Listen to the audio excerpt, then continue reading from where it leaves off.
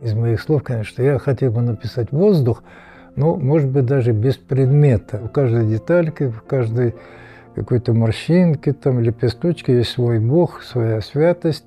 В поле, там, в лесу или где угодно. На улице я строго следую натуре. Чему ты рад, чем ты печалишься, что ты хочешь сказать людям. Это вот некий космос, который как раз прячется в маленьких форматах.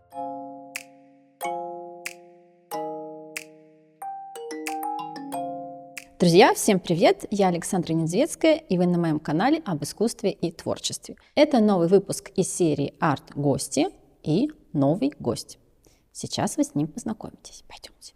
Эта дверь, она сама как произведение искусства. Мы, правда, не сюда зайдем, мы зайдем вот сюда. Но вот это, мне кажется, тоже достойно внимания. А вот это, кстати говоря, приветствие для тех, кто выходит из лифта от нашего сегодняшнего героя. О, да! О, здравствуйте! Это мы. С Новым годом вас! С Новым годом, с наступившим! И со старым, и с таким новым, и с Рождеством. Да. Рад, что вы пришли, проходите. Спасибо большое. Пожалуйста. Друзья, я счастлива представить вам нашего сегодняшнего героя. Заслуженный художник России, народный художник Чувашии, член-корреспондент Российской академии художеств Анатолий Петрович Рыбкин. Спасибо. Здравствуйте. Здравствуйте, дорогие. Прошу вас в мастерскую. Да, и поздравляю уже с двумя Новыми годами. С настоящим, и со Старым Новым годом, и с Рождеством. Да, спасибо. Рад, что вы пришли в мастерскую.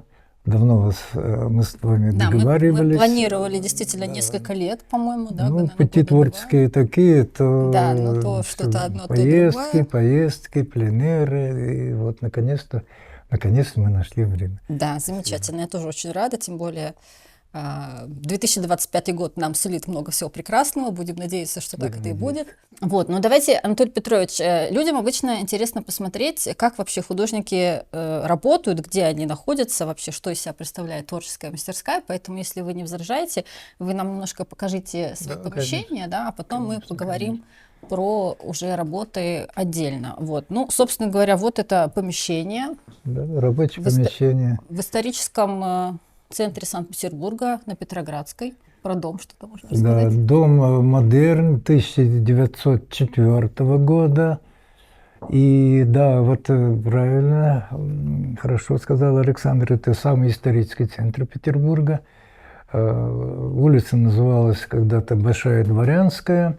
Хорошее название, жалко, да, что его убрали. И вот, когда Петр начал строить крепость Петропавловка, пошла вот эта первая улица. Вот это, да, действительно самый-самый исторический центр. То есть практически улица с основания Санкт-Петербурга существует. Санкт-Петербурга. Да, здесь я 33 или даже, может быть, 34 года в этой мастерской. Я очень благодарен нашему Союзу художников, который мне предоставил вот такую рабочую площадь, ну, которую мы называем творческой мастерской. Я, честное слово, очень-очень рад тому, что вот мне предложили вот эту мастерскую, и мне здесь... И другое не надо, да? Не надо, мне много предлагали с высокими потолками, намоленные, что называется. Да, вот да. Есть такие места. В конце концов, я здесь довольно большие картины пишу. Да, у меня конечно. 3,5 метров есть работа, вполне достаточно всего. Вот, так что это мастерская от Союза художников Санкт-Петербурга.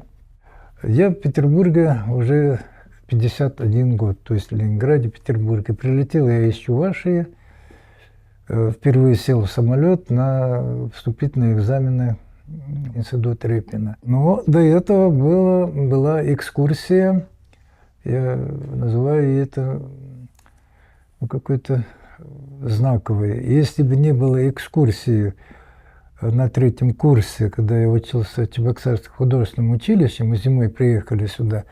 Кстати, вот они каждый год приезжают, сегодня я их тоже встречаю. Это была знаковая экскурсия. Я тогда, когда попал впервые в жизни вот в Академию художеств, я сказал, если учиться дальше, то только здесь, больше нигде.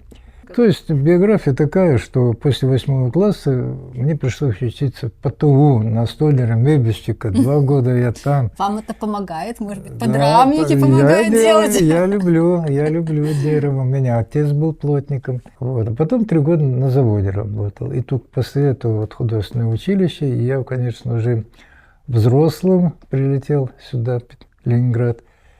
И, слава богу, с первого раза меня приняли.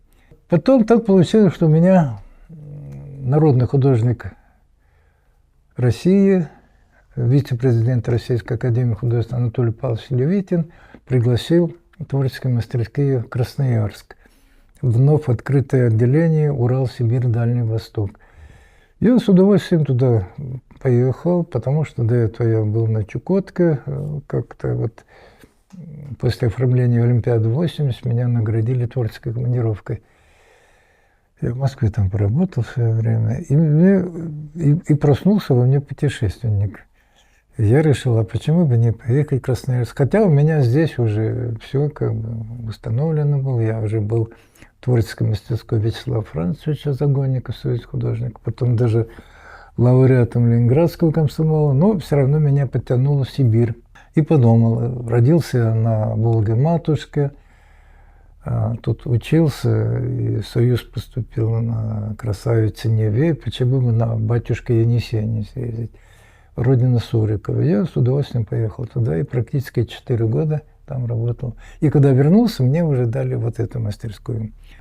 Здесь уже много-много гостей были. Да, я знаю, что Анатолий Петрович любит гостей. Вот и сегодня тоже придут гости после нас. Насыщенный сегодня день. И вообще тоже звонила накануне. Анатолий Петрович сказал, у меня сейчас гости, так что я вижу, что вы гостеприимный человек. Ну, это творческие встречи, скажем так, да, потому что еще бывают семинары. Руслан Анатольевич Бахтияров, вы знаете, и в русском работает. Обычно в год где-то 3 семинара проводит у меня мастерской. Конечно же, мы договариваемся заранее. Мастерской, да. А как это? Это с аспирантами, трансляция или живые Мухинская. Живые встречи. Вот они приходят, аспирант уже много лет, и Анатолий Федорович Дмитриенко тоже приходил с группой аспирантов. Ну, там какие-то и студенты еще. Так вот, и очень мило мы знакомились друг с другом. Я им показывал, кстати говоря, вот фотографии на стенках. Все спрашивают, а что вот их на стенках держишь? А это очень удобно для общения как раз с аспирантами. Вот они подходят к фотографии, ой, а это что, а это Куба, а как? То есть и у меня начинается уже рассказ там, о Кубе или о Бенде. То есть точка отсчета, как бы камертон рассказа о моих поездках служит фотографии. Это вот живой материал и очень сильно помогает мне. Ну а на стенках много живописи я не вешаю, они у меня, в общем-то, компактно вот на стеллажах.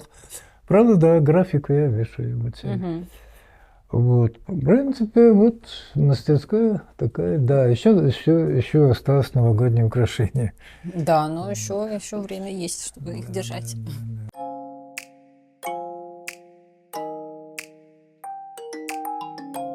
Вот это первая работа 2025 года, да? Да. Начатая в ночь, да? С 31 на 1 января. Я многие годы, когда встречаю Новый год в своей мастерской, начинаю новые работы. История такова. Была на выставке, на некоторых выставках, и даже ко Дню Победы, работа по горизонтали. Она называется «Весна воспоминаний. О тех, кто ушел». И ту работу, когда вот владыка Вениамина Александр Невской лавры посетил мою выставку, ему это очень понравилось. Я говорю, конечно же, я с удовольствием подарю лавре. И отвезли, мы подарили. Официально все хорошо. А я решил эту работу повторить, но не слепо, как есть, а именно на другом формате уже, по вертикали. А та работа, она по горизонтали. У меня есть задумка, несколько работ, хотя штук 7-8 у меня уже есть вот точно такого размера, написанные. И мне хотелось вот добавить к этой серии больших работ и вот эту работу. То есть это документальный фактор, как я провел встречу Нового года с этим холстом. Да. Ну, вообще художники не очень любят показывать работы незаконченные, Да, но у нас просто счастливая, уникальная возможность посмотреть, как работа начинается и как она ведется, потому что, мне кажется, это очень ценно, когда мы видим законченную работу художника, ну, мы не видим, как она, как эта техника. У Анатолия Петровича такая интересная техника, не знаю, мне она напоминает такую очень мелкую мозаику. Абсолютно верно, мозаика, но и по живописи это называется импрессионистическая техника. Ну, да. Я долгое время писал, ну, люди же меняются, художник тоже, особенно после Академии художеств, как-то вот писал так, как старые мастера, одним словом. Ну, то есть многослойные, Многослойная, да, живопись. Мне очень нравилась вот та живопись, о которой говорим, и скрупулезно выписывал детали. Ну, чувство меры все равно надо было иметь, как там вот с эпохой Возрождения, особенно Дюрера, Гальбейна. Мне казалось, что вот не просто так деталь выписана, что в каждой детальке, в каждой какой-то морщинке там, лепесточке есть свой бог, своя святость. Они не просто вслепую же все это выписывали. Я долго писал так, то есть локальным цветом. Ну, все эти музейные вещи этого времени, они действительно как бы таким локальным цветом идут. Ну, а поскольку действительно вот все эти поездки помогают, я не говорю, что это плохо было, нет. С тех пор остались несколько работ, они как раз очень даже и смотрятся на фоне последних работ интересно. И вот и во время поездок на Чукотку там, ну и еще, я заметил, что я как-то вот бессознательно, что ли, перешел на другую технику. Мне захотелось писать воздух, захотелось вот это пространство писать. А как воздух писать? Ну, чтобы этот воздух как бы пульсировал, что ли. Да, вот это именно и есть. Да. И автоматически моя рука перешла вот на такой прием, который называется, ну, наверное, в основном как импрессионистической. То есть передача световоздушной среды. И именно и света, и воздуха. Ну, вот тут была большая статья про меня, МК в Питере. Там подчеркнули, что, ну, это из моих слов, конечно, что я хотел бы написать воздух, но, может быть, даже без предмета. Потому что предмет всегда, конечно, помогает постичь расстояние, пространство, там какая-то точка. А вот написать просто воздух, тут я не знаю, каким образом, но интересно. Ну вот, кажется, нет, ну вам это удается, потому что я тоже как раз, когда пересматривала, вот у нас есть кадры с вашей выставки в Союзе, я обратила внимание, ну и на выставке, естественно, что вот есть такая пульсация воздуха, они как будто бы не статичные работы, а они как будто бы вот у них есть какое-то внутреннее движение. То есть это не просто вот, да, какой-то замерший кадр, да, там есть своя жизнь, и она вот, несмотря на то, что работа уже состоялась, там, написана сколько-то лет назад, она все равно продолжает как-то двигаться. И это именно вот за счет вот этой вот, наверное, вот этой техники, да, которая, так что вам это очень действительно пришла, потрясающе хорошо удается. Ну, это, наверное, естественно, когда человек хочет работать, тут не сидеть на потолок смотреть, а какой же техникой мне вот ту или иную работу написать. В таком случае это все равно оказывается вторичным, потому что подсознательно все равно в голове виденное держится. А так вот по-честному пишешь, вот мне нравится то-то, я ее и пишу, а потом смотрю, да, кажется, какой-то сдвиг вперед. Ну да, ставишь, например, перед собой задачу написать воздух, да, и каким-то образом эту задачу решаешь. Ну вот детали я, правда, не отказываюсь. Детали мне нравятся, материальность, фактура деталей. Ну, это, в конце концов, среди чего мы живем, раз мы, поскольку предметный мир пишем, рисуем, а это предмет, это и есть, в общем-то, опять же, память о прошедшем там и вообще обо многом именно через предметы. А предметы передать не просто как, ну, как бы сказать, напоминание о предмете, а его хочется максимально приблизить к себе и какой-то даже документальностью показать. Ну, конечно же, это какое-то чувство меры надо иметь, чувство художественности. Интересная характерная особенность именно для ваших работ, как мне кажется, это когда вы сочетаете, ну, такие обычные бытовые предметы, совершенно обычные, в каких-то не совсем реалистичных видах, не совсем реалистичных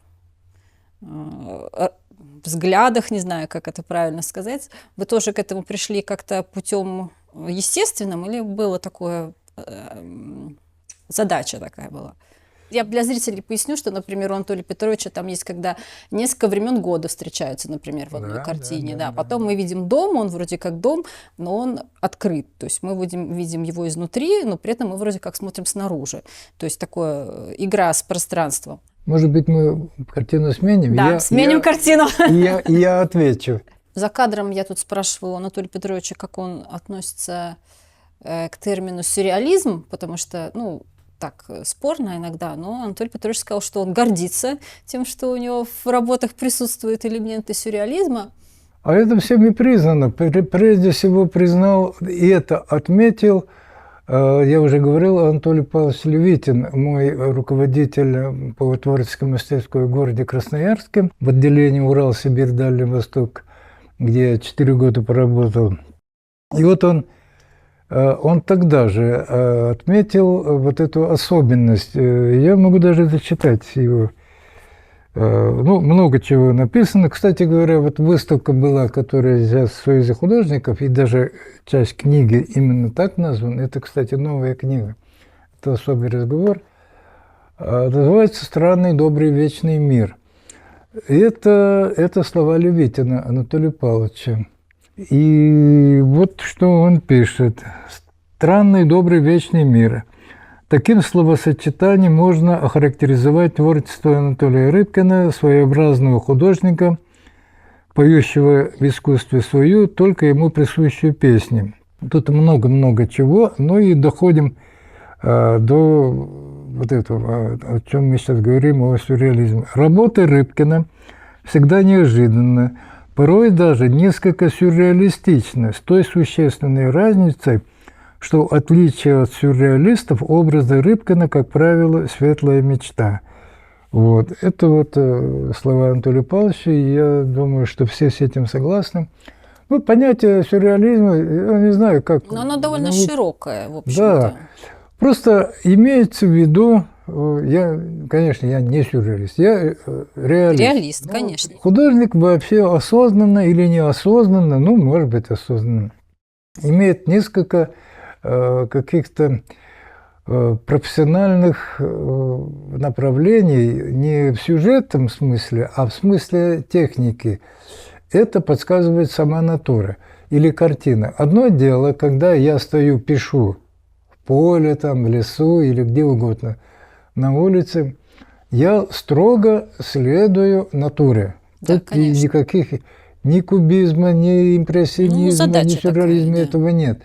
Но когда пишешь большие полотна, компонуешь сюжетные, многофигурные, фигуративные, тогда уже вот эти элементы помогают выразить то, чего ты хочешь,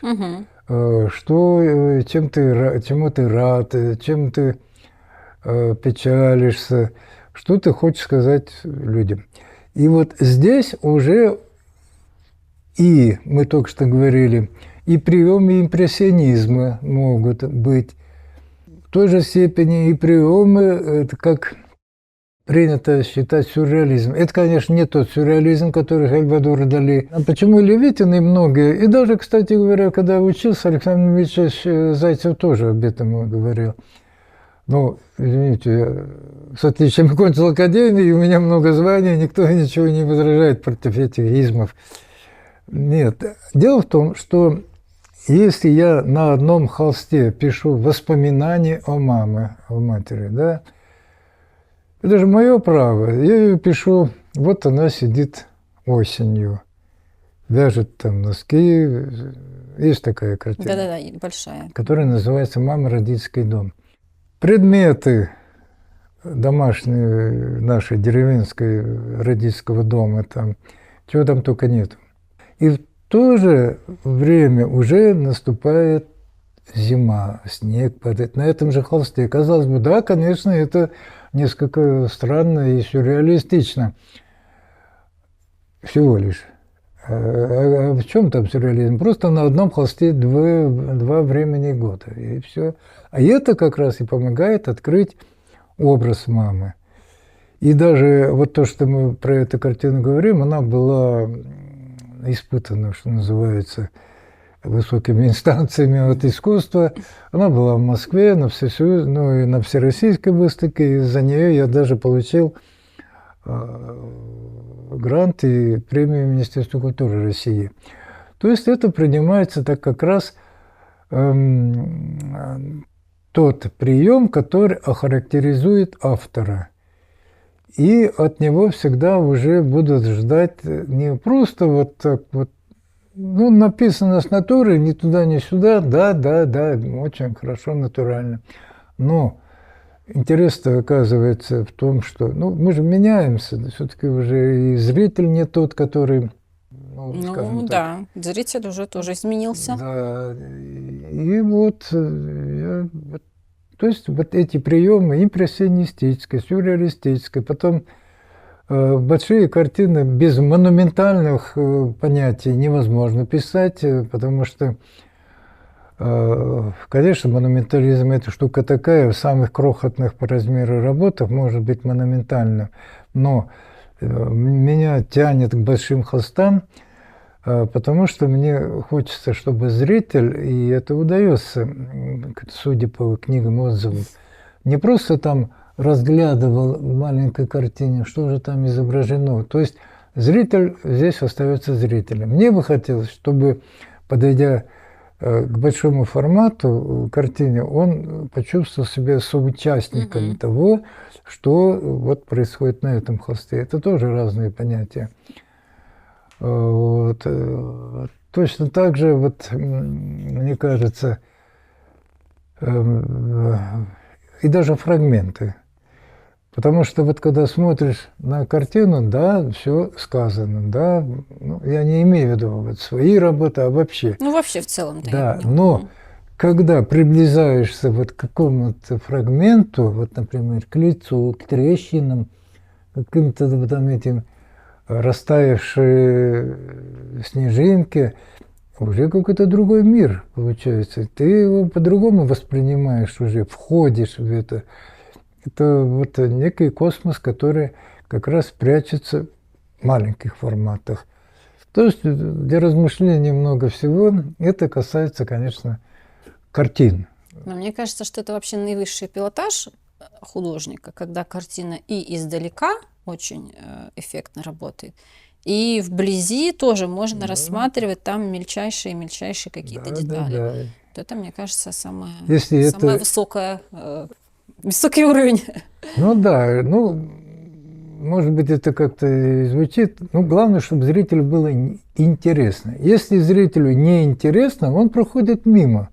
А интерес не в том, не в эпатажном каком-то варианте подачи, чтобы не ставить целью, ах, как я могу, я хочу удивить мир этот. Нет, а интерес как раз вот к теме, к серьезному исполнению, вот, к чему-то вот притягивает. Ну, даже... То есть, как сказать, вызвать у зрителя сопереживание, да, чтобы не оставить его равнодушным, потому что если человек, ну, как бы прошел мимо, то... Да, поскользнулся взглядом там и прошел мимо. Вот.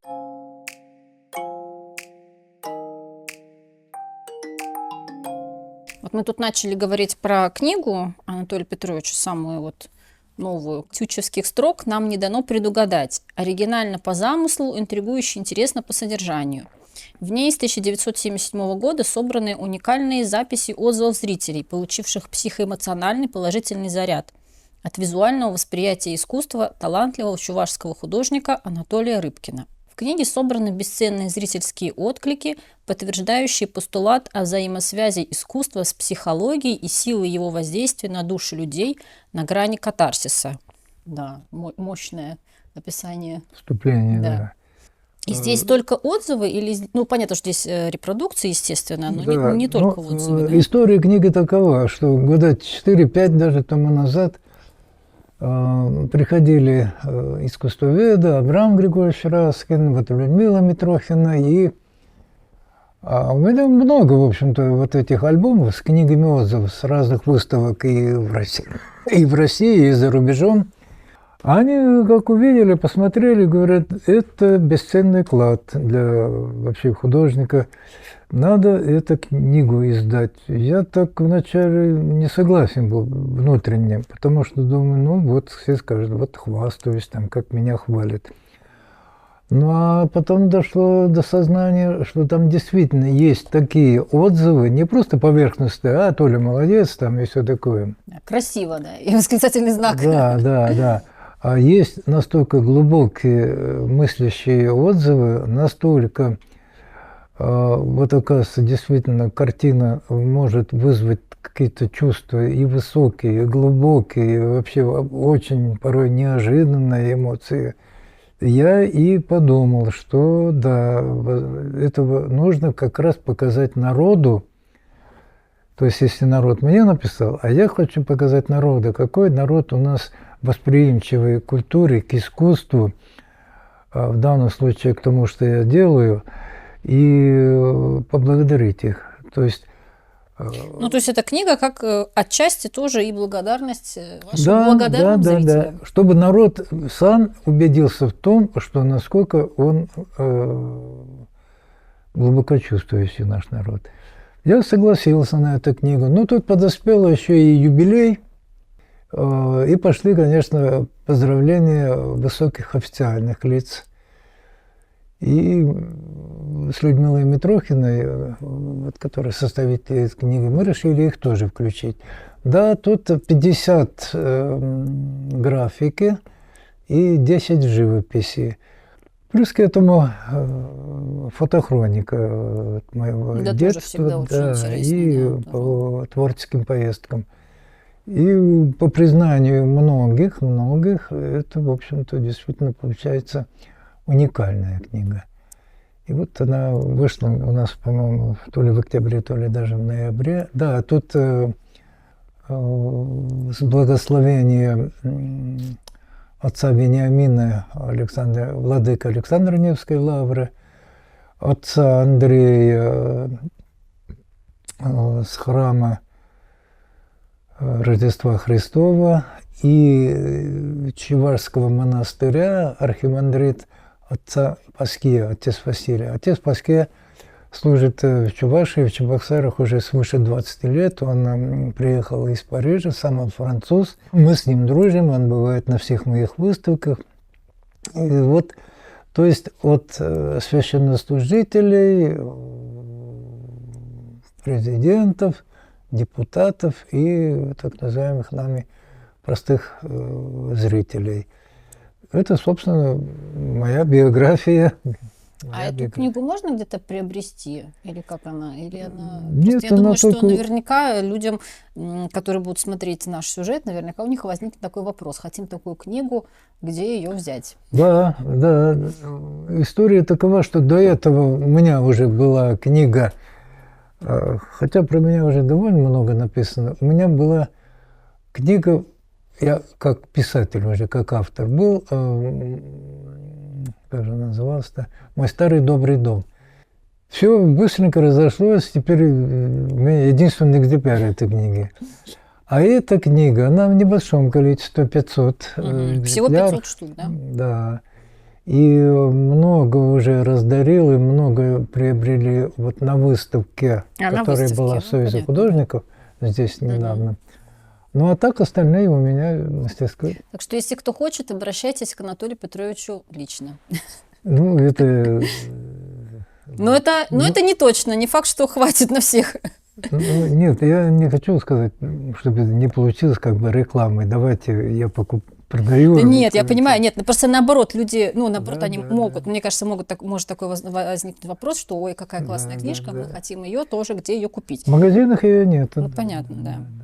Книга, по мнению практически всех, удачная получилась, интересная. Нет, действительно, тем более уникальный материал собран, конечно. Мы тут несколько раз упомянули выставку. Для зрителей поясню, что у Анатолия Петровича 2024 год был год юбилейный, и практически весь был наполнен выставками. Да, в Чебоксарах была выставка большая, и вот такая завершающая в 2024 году, как раз недавно она закончилась в Союзе художников Санкт-Петербурга, в большом зале, большая выставка на 2 этажах. И, собственно говоря, про работы, с которой выставки, мы про них тоже говорим. Ну да, череда выставок началась ровно год тому назад. 12 января открылась моя большая выставка в Чувашском государственном художественном музее. Там было представлено, поскольку все зависит от пространства выставочного, это очень большой музей, построенный специально для выставок «Большая Волга», это большая зона. Вот там где-то около 500 работ я выставил. Правда, и графику, и живопись, все в кучу. Да и то все не поместилось. И пошли вот эти персональные выставки после этого музея по разным музеям республики и выставочных площадках. Да, в галерее нет. Это вот потом в Новочебоксарске, Мариинском посаде, в Порецке художественном музее, потом в училище часть. И это была передвижная выставка «Рыбкин и его друзья». Там мои художники-друзья выставлялись вместе. Практически 4,5 месяца была выставка там, в Государственном совете. В общем, я не помню, где-то 7 выставок наверняка там за год у меня 7 прошло. выставок за год. То есть можно себе представить, какой вообще творческий багаж у человека за вообще годы. То есть если 7 выставок в год. Это не обязательно, что прям каждый год по 7 выставок, но можно себе представить, действительно, год насыщенный. Человек активен в творческом плане. Год насыщенный получился, да. И завершающее, это как раз вот совпало с выходом этой книги, практически одновременно. И выставка в Большом зале, персональная моя, в Союзе художников. Кстати говоря, в этом зале я уже 4-й раз выставлялся. 4 персональные, 4 персональные именно в Большом зале. Первая выставка, это была выставка, посвященная 300-летию Петербурга. И она называлась у меня «Посвящение великому городу». Еще одна какая-то у меня юбилейная выставка была своя. Потом я такую же выставку большую сделал в честь 30-летия образования отделения Академии художеств России, Урал, Сибирь, Дальний Восток, которая в Красноярске. И в 4-ю вот эту юбилейную выставку. Выставка, конечно же, произвела впечатление. Мне, как автору, как-то много неохота говорить об этом. Об этом говорят вот книги отзывов с этой выставки и многочисленные делегации, пресс-конференции, мастер-класс провел и много чего. Это, конечно, ответственно, что и говорить. Это ответственно провести персональные выставки. Вот. Ну и в то же время почетно. Союз художников предоставил мне эту выставку, вот эту площадь, безвозмездно, за что я, опять же, очень благодарен нашему руководству Союза художников. Вот, и она завершилась, и теперь, опять же, пошли приглашения с этой же выставкой, может быть, уже в уменьшенном масштабе, по городам Сибири. Вот Омск, Томск, Новосибирск, Красноярск и дальше. Для этого нужно время, конечно же. Ну да, это же каждую работу, не работу, а работы каждой выставки нужно все запаковать, Да. отправить. Да, как вы Да. отправляете какими-то По-разному. почтовыми Я 2 раза службами? делал выставку свою персональную в Красноярске. Приходилось, да, контейнером по железной дороге. Ну и сейчас, наверное, так же предстоит. Я думаю, пока не нужно. Надо как-то хотя бы через год, что ли, надо. Ну, просто хочется поработать, писать, рисовать. Да, А так, когда надо то, и все это надо, но творить тоже хочется. конечно, да. Так что вот по этой выставке. Я хотела еще спросить по поводу графики. Мы все говорим тут про живопись, но у вас еще много графики, достаточно много. Это всегда какие-то подготовительные рисунки к большим живописным работам или это самостоятельные, как у вас больше? Да, скорее всего, самостоятельные. Это не наброски, они, в общем, в принципе, законченные вещи. Вот тоже тут. Да. Вот там. Ну, это в основном по России, по Чукотке, по Сибири, и, ну, где не бывает, делая наброски, по этим наброскам уже серии вот по Кубе, по Индии, там, и по разным Египет, Тунис и много. Вот. И родной дом, конечно, родительский обязательно. И по этим наброскам, ну, как-то вот руки сами тянутся сделать из них графические работы. Они оригинальны, в том смысле, это не печатные. Ну, то есть тоже в уникальном единственном экземпляре. Да, в единственном экземпляре, да, в оригинале. Дело в том, что графика, как мне кажется, как-то дает одно и то же время и большую свободу выражения, и в то же время жесткие какие-то рамы. Вот два разных понятия, но тем не менее вот это присутствует. Потому что закомпоновать так, как на графическом листе живопись, не получается. Живопись требует какой-то другого подхода, другой компоновки, вообще все другое. А графика вот как это вот требует каких-то изысканных линий, что ли, какого-то там, какой-то композиции вот на листе, чтобы это было, вот, в общем, какой-то вот жесткий какой-то мир, и в то же время он свой, родной, казалось бы, да. И, в общем, живопись на холсте и графика на бумаге – это понятие. Ну и потом, как мне кажется, к бумаге нужно более, как сказать, строго подходить, потому что живопись, она все-таки дает возможность что-то переписать, если какой-то момент не получился, можно переписать, и никто об этом не узнает. В графике, как правило, нет. Как правило, если это вот уникальная не печатная техника, ну и в печатной технике, естественно, тоже, но там свои законы.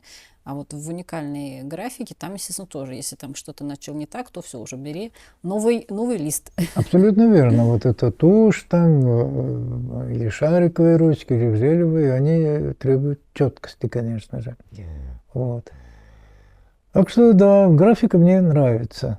Днем я пишу, потому что дневной свет для живописи, а вечерами, да, с удовольствием сижу и бумагой. Да, ни один час дня рабочего не пропадает зря, когда можно работать при дневном, то живопись, а вечером уже... Ну, в общем, так, да, потому что когда как-то так не сделал ничего сегодня, вечером тоскливо думаю, ну вот. А вот как, например, если гости приходят, у вас этот день получается уже для гостей, или вы все-таки что-то успеваете сделать, там, например, утром что-то немножко? Ну, гости обычно вечером приходят. Ну, то есть утром вы все-таки работаете там днем, да? Конечно. А потом уже гости вечером. То есть все равно день не пропадает. Ну, до сих пор, да. У меня был один день, как-то так вот я вспоминаю об этом. Одно полезное дело сделал, это я пришил себе петлю на куртку. Ну, правда, это шутка, конечно. Вот. А так все время что-то вот с кисточкой, карандашик. Просто я когда была на выставке, как раз вот про которую мы говорили в Союзе художников, вот недавний, Анатолий Петрович, я поразилась, насколько действительно человек работоспособный, сколько, какое огромное количество работы, причем это не просто, да, там такие быстро написанные работы, а каждая из них очень тщательная, больших форматов. И действительно, теперь мы знаем секрет. Ни один день не проходит без творчества, правильно? Ну, высокопарно звучит, но это так. Да. Это так. Ну и такой вопрос, не могу его не задать, его меня тоже часто спрашивают. Ну, я понимаю, что это очень сложно, и все работы по-разному, но примерно хотя бы, вот, например, на работу вот такого размера, сколько у вас времени уходит?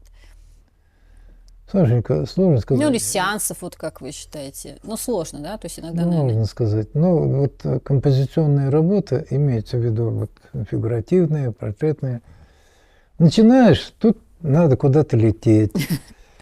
Вот. Возвращаешься, ну, мы же живем все-таки в реальном мире. Да, И конечно. то надо, и это надо. Ну, и бывает, откладываешь. Но иногда бывает так, что просто пишешь, и ночами сидишь, смотришь на нее и начинаешь понимать, что холст начинает тебе уже сам диктовать. Не ты уже как бы автор вот этой картины, которую начал. Бывает так, что говорит, нет, ты должен вот здесь чего-то написать, здесь убрать. Ну, в общем, какой-то такой взаимный творческий процесс с холстом уже. Не ты уже хозяин как бы холста. Ну, То есть по оно времени, когда как. Но если с натуры, да, вышел на улицу, пока дождя нету, написал быстренько. Не, ну с натуры, да, я вот имела в виду вот ваши большие такие композиционные Большие, ну вот, сеансов. Я понимаю, что там не дни мы считаем, ну вот сеансов. да, ну вот 20. большие работы, ну вот там есть у меня с девушкой в центре, с девочкой в центре «Весна», вернее, «Остров юности», «Остров весны». Она как-то быстро получилась у меня месяца за 2,5, наверное, ну, на 3,5 метра холста. И то я успел даже вот в Красноярск слетать за это время. Вот. Бывает, да, как-то так хорошо пишется. Ну, бывает, да, начинаешь и оставляешь. А то, что вот начал и написал, портрет, например, ну вот мастер-класс я провел, там портрет, по-моему, за 1,5 часа я написал. Везде по-разному. А так стараюсь, конечно, долго не тянуть, потому что они сами... Но они у вас меня очень свежие, да, они у вас видно, что они так как будто на одном дыхании, Так несмотря они на то, не что там отпускают сами себя такие надолго. с большим количеством деталей, сложно, но при этом все равно как будто бы... Так я говорю, Саша, они холсты эти начатые тебя далеко не отпускают. Они тянут к себе, чувствуешь себя, ну, как бы не в долгу перед ними, а... Ну, ответственность чувствуешь, что лежит, да, стоит, да. точнее, недописанный, надо. Да, это правда. Ну, вот как-то вот взаимопонимание это есть между начатой работой и тобой. А по времени, конечно, это по-разному бывает. Хотя, как ты говоришь правильно, что чтобы сохранить свежесть, надо все-таки не уйти надолго от него, потому что первое впечатление, оно самое такое дорогое. А потом вроде бы как-то задумал, думаешь, а ну-ка дай-ка я там через какое-то время приступлю к этой работе. Это уже какая-то ну, просто серая тень от того осталось, чего ты хотел в свое время, вот, чем загорелся. Ну и получается, как ты так себя принуждаешь, и это сделаешь, она и сказывается на работе. Вот это какая-то... Ну, магия в этом есть, конечно же, вот именно взаимность, что ли, между холстом и тобой. Так что по времени сложно сказать. Да, это многие спрашивают, да сколько это все. Если бы я вот взялся и не выходи никуда, только за хлебом, ну, можно бы. Но, опять же, повторюсь, мы же в реальном мире живем. Надо куда-то съездить. Ну, вот в этом году, говорил, так 7 или 8 выставок получилось. Какие тут больших картин невозможно. Так, этюды, да, этюды я пописал. За год, наверное, где-то 40 с лишним этюдов получилось. Вот. Но это этюды, а большие работы сложнее. А вы заранее несколько готовите холстов, например, больших, или каждому большому холсту?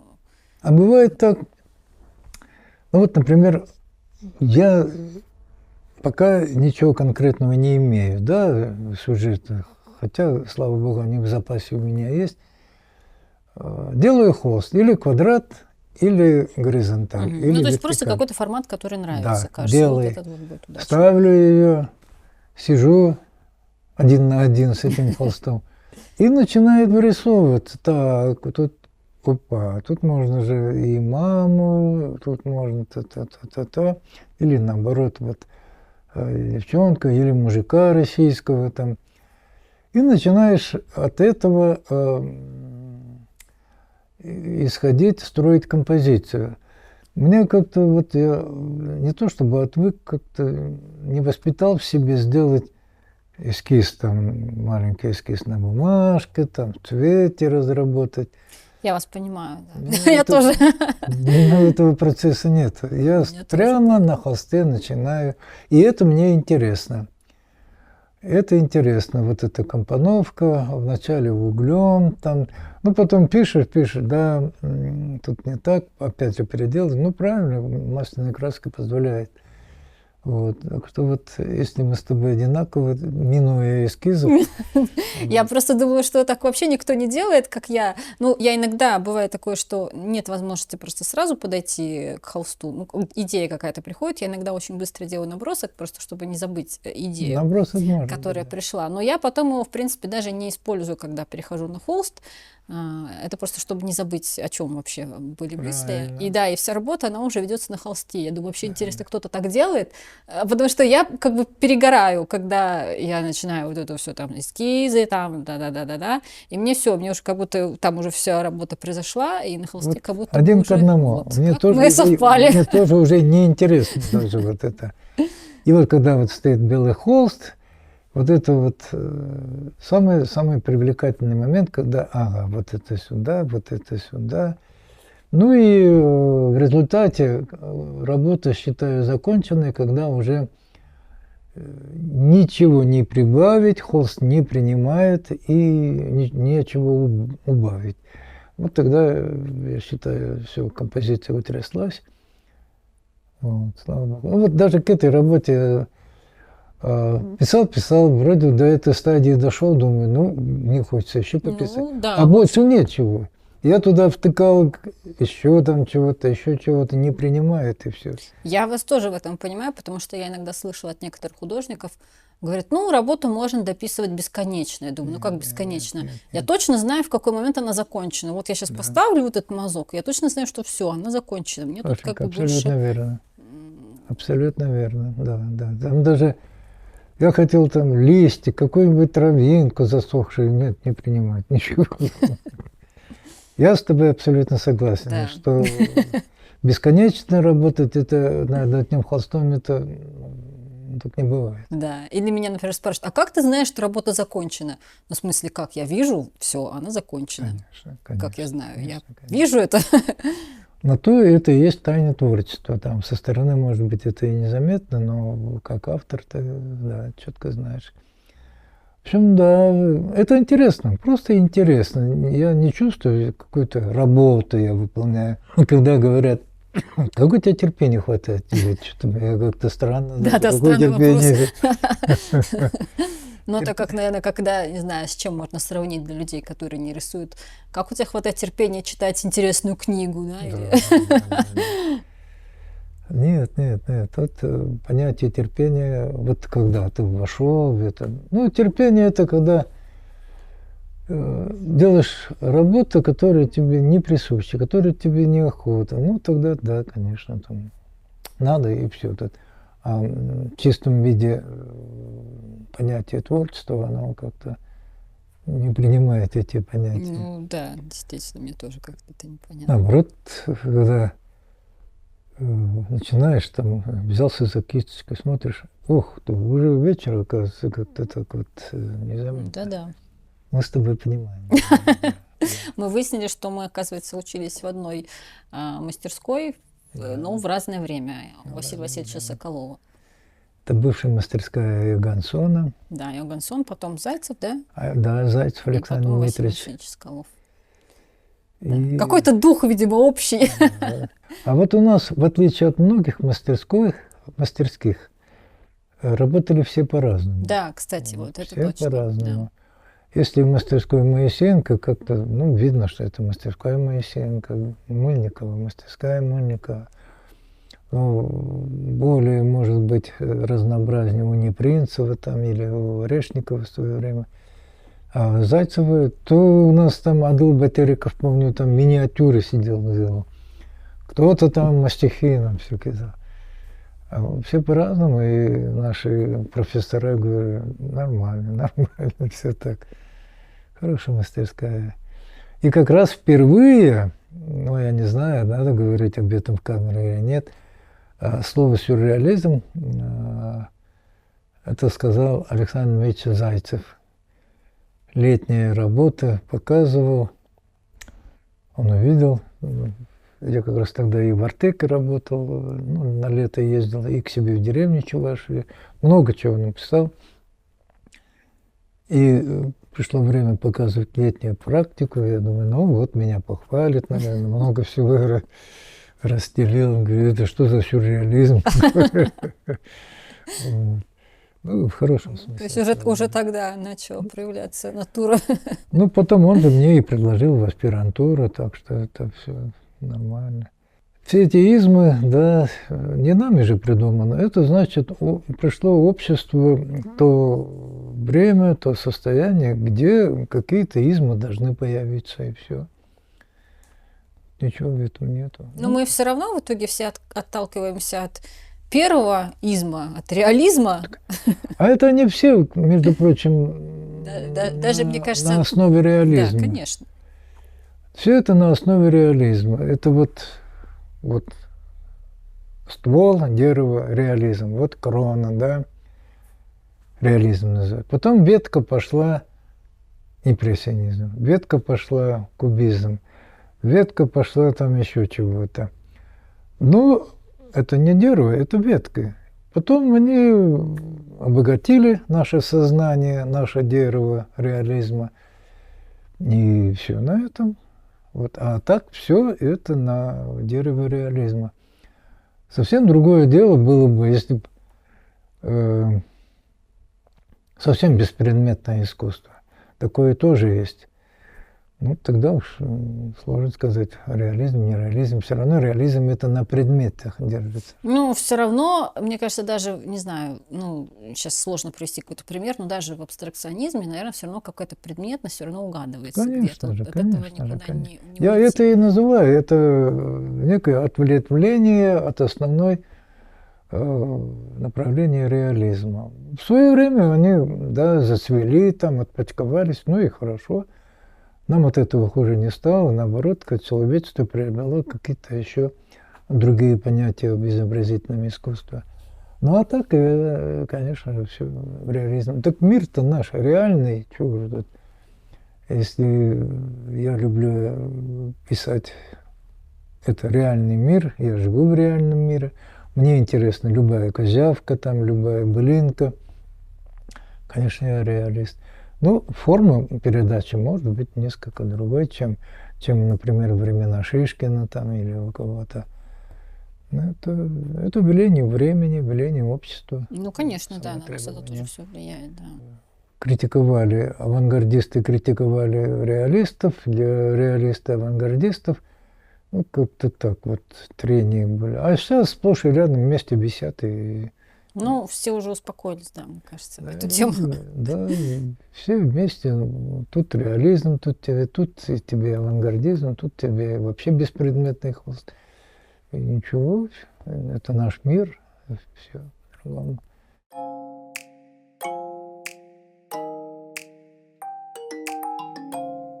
Анатолий Петрович, пойдемте покажите нам, вот у вас тут уютный уголок, украшенный вот этими замечательными новогодними дождиками, и очень хочется сюда заглянуть. Ну да, тут, в общем, у художника всегда много сувениры, предметы, ну, для работы. И все тут как-то так вот разместил. Да, ну, прежде всего, конечно, стены афишами какие были. Ну, естественно, не все афиши. 4 раза вот выставился подряд уже во Дворце Белосельских, Белозерских. Ну, вот они там, Франция с натуры, женские лики, зал ожидания, еще там что-то. В Академии художеств в Москве 2 раза выставлялся. То есть афиши, ну, как бы точки напоминания о том, после каких поездок и где какие были выставки. Ну, вот видите, тут не иероглифы, как же не арабские вот эти письмена. Это вот как раз выставки в Тунисе, в Сирии, в Египте. Ну, в общем, все стены, сколько можно было. А сколько у вас вообще всего было выставок персональных? Очень много. Очень много. Я думаю, не меньше 120, 150, если не больше. Просто по заграницам пришлось поездить. Многие спрашивают, а ты чего, почему не преподаешь там? Ну, вот не преподаю, потому что меня приглашали в Академию художеств. Олег Аркадьевич Еремеев просил, будучи там ректором, давай, приходи, работай. Ну, в эту пору есть такой Росзарубежцентр в Москве, и они сотрудничают с российскими культурными центрами практически во всех странах мира. И вот мне предложили первую поездку с персональной выставкой в Сирию, в Дамаск. Я не стал отказываться, конечно же, интересно было. Это, в общем-то, ответственно. Тебя приглашают не просто вот, ай, давай поехали в какой-нибудь там галереи выставляться. Нет, это Российский культурный центр. Ты представитель России. И почетно то, что вот именно на мне выбор пал. И, конечно же, я постарался, выставка получилась очень серьезная, много. Ну, и послы России, везде, где бы ни выставлялся, наши послы России там бывают, министры культуры этих стран. Вот, это ответственно. И также вот и в Сирии пришлось 3 раза. Не пришлось, я довелось. С радостью вспоминаю об этом. Там, я говорю, в Египте, в Тунисе, потом вот эти поездки по Кубе, не просто поездки, а именно работа на Кубе, по всем штатам Индии. А когда некогда было и выставляться уже, просто, вернее, преподавать некогда было. Ну, я и подумал, что у каждого художника своя судьба, и совсем не обязательно всем преподавать. Ну, вот. Да. И мне, значит, выпала вот такая честь представить российское искусство, изобразительное искусство за рубежом. И именно с самых высоких инстанций. Это Росзарубежцентр. Все равно я со студентами, конечно, не прерываю связи. Это каким-то вот таким естественным образом складывается. В основном со студентами Чебоксарского художественного училища. Там я когда-то вот учился. И вот раза 10 меня приглашали туда председателем на защиту дипломников. И вообще, когда я приезжаю к себе в деревню, в родительский дом, согласовываюсь с руководством училища, студенты приезжают ко мне в деревню, мы живем вместе, пишем, рисуем. Потом они защищают дипломы, приезжают в основном сюда, в Петербург, поступают в Академию художеств. Уже многие закончили, многие уже и преподают в Академии художеств. А с теми, кто учится, мы практически постоянно общаемся. Они мне помогают когда выставку делаю, и вообще мы ходим по театрам, тут чаепитие, ну, как у нас творческая обстановка. То есть мы не прерываем связи со своими студентами. Также могу сказать, студентами Красноярского художественного института имени Сурикова, теперь это, правда, Институт искусств имени Хворостовского, с которым, кстати, я был знаком в свое время. И эти студенты, они каждое лето приезжают в Петербург на копийную практику именно в Эрмитаж. И мы по старой традиции, конечно, каждый год новые студенты, мы все равно общаемся, они приходят ко мне, мы пишем, рисуем, ходим на пленеры.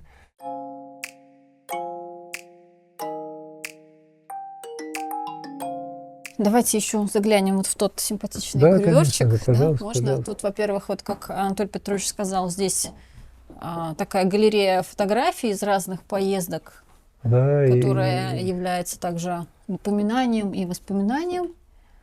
Ну да, и памятное для меня, и самое основное, это то, что вот когда семинары, то есть фотографии помогают начинать воспоминания о поездках, что ли. То есть вот конкретный человек спрашивает конкретно про, опять же, про конкретную фотографию и, в общем, не дает заблудиться, когда, что, где.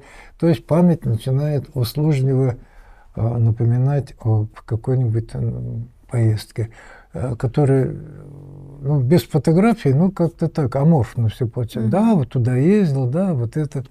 То есть, поэтому это как рабочий материал предстоящих встреч там с аспирантами, что ли. Ну, а И неужели вот здесь хранятся все эти более 500 картин?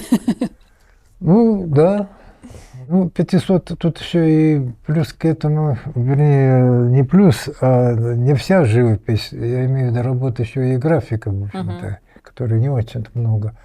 Но все удивляются, и сам я удивляюсь, как размещается работа. Дело в том, что все подрамники я делаю сам, легкие.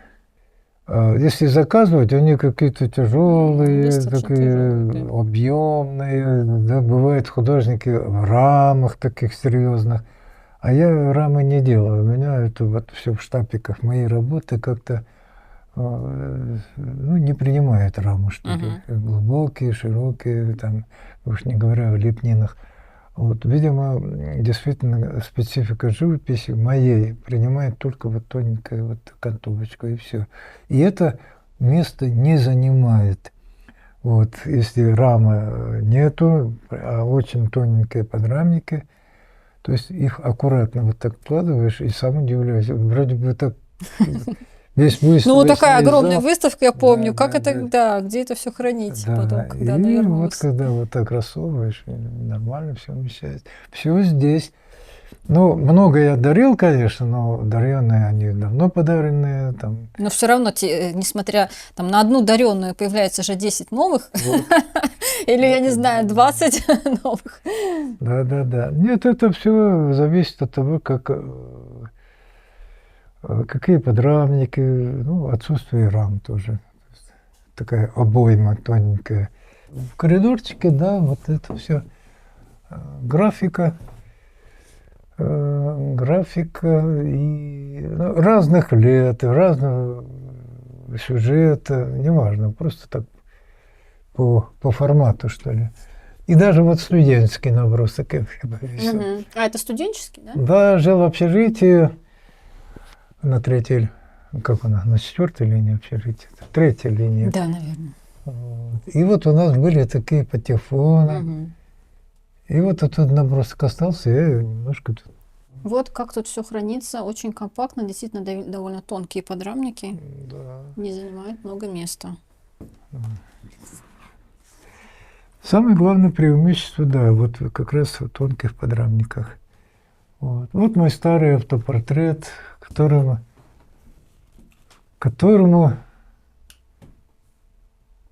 50 лет уже. Это я написал после крымской практики в Алупке, после первого курса.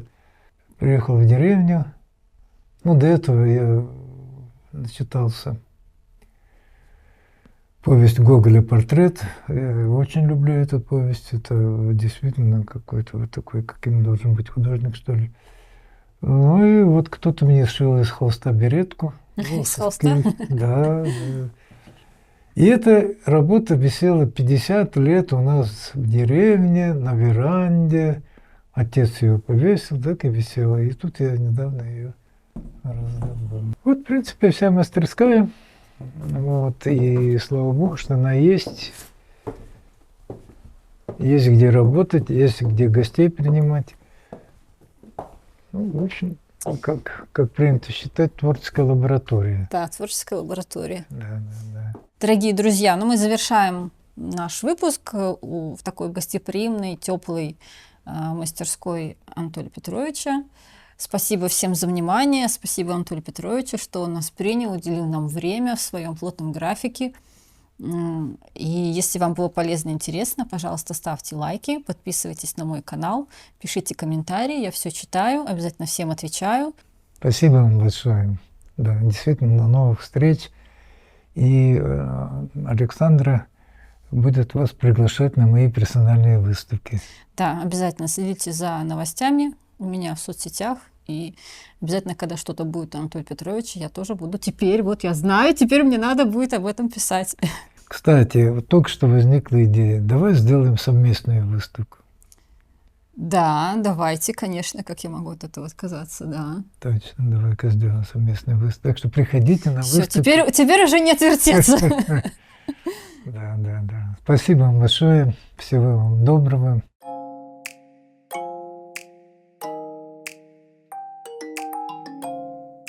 Хорошо, не боимся камеры. Ну, я отвыкла просто. Я понимаю, я прекрасно понимаю. Здесь должны быть аплодисменты.